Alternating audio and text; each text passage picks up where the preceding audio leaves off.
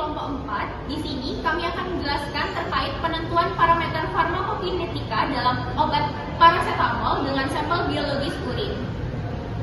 Sebelum lanjut, izinkan kami memperkenalkan diri terlebih dahulu. Hai, saya Azriela dengan NIM 85. Hai, nama saya Sabila Marina dengan NIM 86. Saya Martinadi dengan NIM 87. Hai, saya Naomi Santumas Pradiaksani dengan NIM 88. Hai, saya Mafira Ratna dengan NIM 89. Hai, saya Navalia Nadapeka NIM 90. Hai, saya Marita Rosela Faimana Binti dengan NIM 92.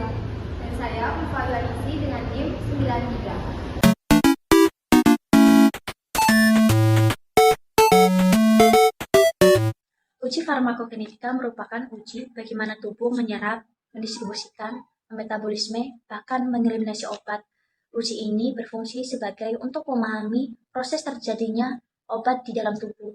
Contohnya, absorpsi, distribusi, bahkan metabolisme, terutama di area hati. Hasil dari uji farmakokinetika bertujuan untuk menentukan dosis obat yang tepat, interval pemberian obat, bahkan efek samping dalam pemberian obat. Uji ini sangat penting untuk tahu kita bagaimana proses keamanan obat tersebut dan efektivitasnya. Tujuan dari praktikum kami adalah tujuan umum dan tujuan khusus. Tujuan khusus tersendiri adalah menentukan parameter farmakokinetik suatu obat asetosal dengan menggunakan data urin manusia. Kemudian tujuan khusus yang pertama adalah menggunakan data ekspresi obat dalam urin untuk menentukan parameter farmakokinetika obat tersebut. Yang kedua, untuk menentukan atau menghitung parameter farmakokinetika berdasarkan data ekspresi obat dalam urin. Metode yang digunakan dalam praktikum ini yaitu metode spektroUV-VIS.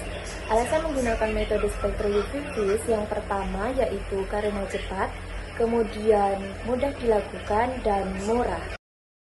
Dalam percobaan ini dilakukan beberapa tahapan. Yang pertama yaitu membuat pelarut NaOH, yang kedua membuat larutan kerja paracetamol, kemudian yang ketiga menentukan panjang gelombang dengan menggunakan spektrofotometri UV-VIS, kemudian yang keempat melakukan preparasi sampel, dan yang terakhir yaitu menetapkan kadar paracetamol dalam sampel.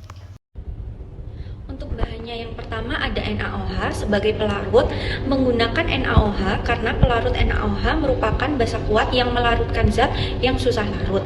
Yang kedua ada paracetamol sebagai bahan obat dan pembanding senyawa obat yang akan dianalisis. Yang ketiga ada toluen sebagai pengawet antibiotik untuk menggumpalan urin selama 24 jam. Yang keempat itu ada aqua sebagai pelarut serbuk NaOH. Sebelum dilakukannya pengamatan percobaan, perlu dilakukannya perhitungan dalam pembuatan pelarut NaOH 0,1N dan juga baku induk, serta pelarutan baku kerjanya. Dalam pembuatan pelarut NaOH 0,1N, diperlukan serbuk NaOH sebanyak 4 gram. Untuk cara perhitungannya yaitu, rumusnya, normalitas sama dengan gram per mr dikali 1000 ml per volume dalam mililiter. Nilai N yang diketahui yaitu 0,1N, nilai gramnya adalah yang dicari. Nilai mr dari NaOH yaitu 40 gram per mol. Volume larutan yang ingin dibuat yaitu sebanyak 1000 ml. Jadi, untuk mencari nilai gramnya adalah 0,1N dikali 1000 ml dikali 40 dibagi 1000 ml. Dihasilkan nilai gramnya yaitu sebanyak 4 gram. Jadi, bobot serbuk NaOH yang diperlukan untuk membuat larutan NaOH 0,1N adalah sebanyak 4 gram. Selanjutnya, dilakukan pembuatan larutan baku induk dengan konsentrasi 500 ppm. Untuk rumus mencari miligramnya yaitu ppm sama dengan miligram per liter. Konsentrasi larutan yang ingin dibuat yaitu dengan konsentrasi 500 ppm. Miligram adalah bobot serbuk paracetamol yang akan ditimbang. Untuk volume larutan yang dibuat yaitu sebanyak 0,1 liter. Jadi didapatkan bobot serbuk paracetamol yang akan ditimbang yaitu sebanyak 50 mg. Kemudian larutan baku induk diencerkan menjadi larutan baku kerja. Larutan baku kerja tersebut dibuat dengan variasi 8 konsentrasi, yaitu konsentrasi 2,5 ppm, 5 ppm, 10 ppm, 20 ppm, 30 ppm, 40 ppm, 50 ppm, dan 60 ppm. Untuk rumus pengenceran baku induknya yaitu V1 dikali N1 sama dengan V2 dikali N2. V1 merupakan volume yang harus dipipet dari baku induk. N1 merupakan konsentrasi dari baku induk yaitu 500 ppm. V2 merupakan volume dari labu ukur yang ingin digunakan yaitu 25 ml. N2 merupakan nilai konsentrasi dari pengenceran. Untuk hasil perhitungan pengenceran baku induk yang akan dijadikan baku kerja yaitu pada konsentrasi 2,5 ppm didapatkan volume yang harus dipipet yaitu 0,125 ml. Pada konsentrasi 5 ppm didapatkan volume yang harus dipipet yaitu sebesar 0,25 mili. Untuk konsentrasi 20 ppm didapatkan volume yang harus dipipet yaitu sebanyak 1 mili. Untuk konsentrasi 30 ppm didapatkan volume yang harus dipipet yaitu 1,5 mili. Dan seterusnya, sampai 60 ppm didapatkan volume yang harus dipipet adalah 3 mili. Setelah selesai dilakukannya preparasi larutan standar atau larutan baku kerja, selanjutnya larutan baku kerja tersebut dianalisis absorbensinya menggunakan spektrofotometri UV vis, yang nantinya hasil dari absorbensi tersebut kemudian dicari nilai regresinya. Berdasarkan hasil analisis yang telah didapatkan melalui spektrofotometri UV vis pada larutan baku kerja, diperoleh nilai absorbensi sebagai berikut. Nilai absorbensi yang dihasilkan tersebut kemudian dicari nilai regresinya atau dibuat grafik kurva regresinya. Dan diperoleh persamaannya itu Y sama dengan 0,0581X ditambah 0,461 dengan nilai regresi yaitu 0,9412. Dikarenakan nilai regresi yang kurang mendekati 1, maka dilakukan pengeliminasian agar didapatkan hasil nilai regresi yang mendekati 1. Berdasarkan Farmakope edisi 6 tahun 2020, dikatakan bahwa minimal konsentrasi yang digunakan untuk membuat kurva linearitas yaitu 5 konsentrasi. Dengan syarat adalah nilai regresi yang didapatkan mendekati 1, atau syarat keberterimaan dari nilai R yaitu lebih dari 0,9950. Oleh karena itu, dilakukan eliminasi pada 3 konsentrasi dan menghasilkan 5 konsentrasi yang digunakan. 5 konsentrasi yang digunakan yaitu 2,5 ppm, 5 ppm, 20 ppm, 30 ppm, dan juga 40 ppm. Didapatkan persamaan regresinya yaitu Y sama dengan 0,0758X ditambah 0,2393 dengan nilai regresi R-nya adalah 0,9992. Kurva standar yang diperoleh yaitu sebagai berikut. Setelah didapatkan hasil regresi yang baik, maka dilanjutkan dengan menghitung konsentrasi aktual, konsentrasi kumulatif, dan log. Berikut adalah data hasil pengamatan yang didapatkan dari praktikum dengan rata-rata konsentrasi kumulatif yaitu 4.366,7. Setelah semua hasil didapatkan pada hasil pengamatan tabel di samping, dilanjutkan dengan mencari kurva waktu versus log C, di mana kurva waktu versus log C ini digunakan untuk melakukan perhitungan lanjutan pada parameter farmakokinetika dengan perhitungan K, T-setengah, dan clearance, di mana pada masing-masingnya memiliki rumus seperti berikut. K sama dengan mean slope dikali 2,303 dengan hasil K-nya sendiri yaitu 0,304 per menit. Dan perhitungan T-setengah yaitu dengan rumus 0,693 per K dengan hasil T-setengah yaitu 2,27 menit. Dan perhitungan clearance-nya sendiri memiliki rumus K per CP0 di mana hasilnya yaitu 0,61 mili per menit. Pada praktikum kali ini, kami menggunakan sampel urin sebagai sampel yang akan dianalisis. Urin merupakan sampel biologis yang umum digunakan karena dapat memberikan informasi tentang status kesehatan seseorang.